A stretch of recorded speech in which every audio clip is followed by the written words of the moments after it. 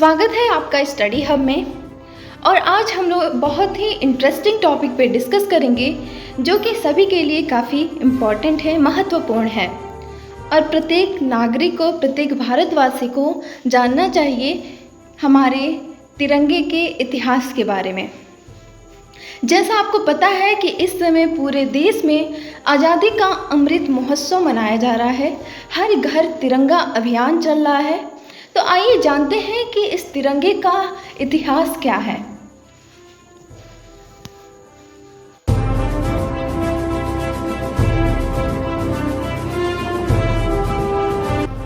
क्या आपको पता है कि भारत माँ की आन बान और शान इस तिरंगे झंडे को किसने डिज़ाइन किया था? आइए जानते हैं। पिंगली वेंकैया, इन्होंने भारत माँ की इस तिरंगे झंडे को डिज़ाइन किया था, जो कि आपके स्क्रीन पे दिख रहा होगा।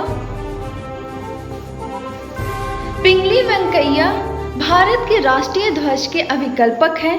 वे भारत के सच्चे देशभक्त एवं कृषि वैज्ञानिक भी थे। इनके जन्म के बारे में देखें तो 2 अगस्त 1876 में इनका जन्म हुआ था और मृत्यु 4 जुलाई 1963 को विजयवाड़ा में हुई थी। तो आइए देखते हैं कि पिंगली वेंकैया जी का इस तिरंगे को डिज़ाइन करने की क्या हिस्ट्री रही है, क्या इतिहास रहा है। पिंगली वेंकैया ने 5 सालों तक 30 विभिन्न देशों के राष्ट्रीय ध्वजों पर शोध किया और अंत में तिरंगे के लिए सोचा। 1921 में विजयवाड़ा में आयोजित भारतीय राष्ट्रीय कांग्रेस के अधिवेशन में वेंकैया ने महात्मा गांधी से मिले और उन्हें अपने द्वारा डिजाइन लाल और हरे रंग से बनाया हुआ झंडा दिखाया।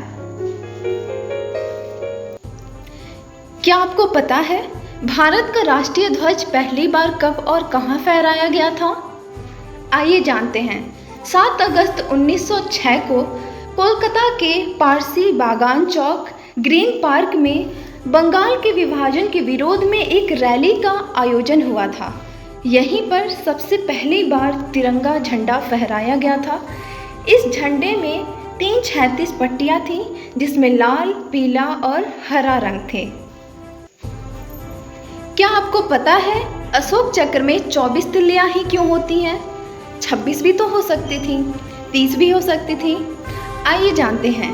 जैसा आप सबको पता है कि मनुष्यों के 24 गुण होते हैं और ये अशोक चक्र की 24 तिल्लियां उन मनुष्यों के 24 गुणों को बताती हैं, उनके कर्तव्यों को याद दिलाती हैं। साथ ही अशोक चक्र समाज के चहुमुखी के प्रति देशवासियों को उनके अधिकारों व कर्तव्यों के बारे में भी बताती हैं। इसलिए 24 तिल्लियों को 24 धर्म मार्ग भी कहा जाता है। क्या आपको पता है भारत का तिरंगा कितनी बार बदला गया है? आइए जानते हैं। आज जो तिरंगा हमारा राष्ट्रीय ध्वज है, उसका यह 6वां रूप है। इस ध्वज की परिकल्पना पिंगली वेंकैया जी ने की थी और इसे इसके वर्तमान स्वरूप को 22 जुलाई 1947 को आयोजित भारतीय संविधान सभा की बैठक के दौरान अपनाया गया था। तो आइए देखते हैं कि वो 6 स्वरूप कौन से थे हमारे भारतीय झंडे के। सबसे पहले 1906 में हमारे तिरंगे का स्वरूप आया था, जो कुछ इस प्रकार था। 1907 में तिरंगे का स्वरूप कुछ ऐसा था।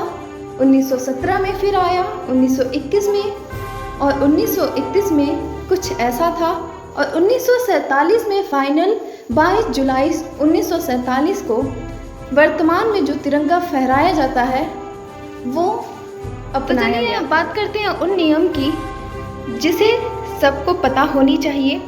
तिरंगा फहराना है मगर नियम से। क्या है? तो तिरंगा जमीन से छूना नहीं चाहिए। किसी दूसरे झंडे को राष्ट्रीय ध्वज से ऊंचा नहीं रखा जा सकता। तिरंगे का इस्तेमाल किसी तरह की सजावट में नहीं हो सकता। किसी सामान्य इमारत को ढकने में तिरंगे का इस्तेमाल नहीं किया जा सकता, बैन है वो। तो ये रहा कुछ तिरंगे से रिलेटेड क्वेश्चन और जानकारियाँ। आई होप कि आपको अच्छा लगा होगा। धन्यवाद जितने लोग। आप सभी को 75वें स्वतंत्रता दिवस की हार्दिक शुभकामनाएं। जय हिंद।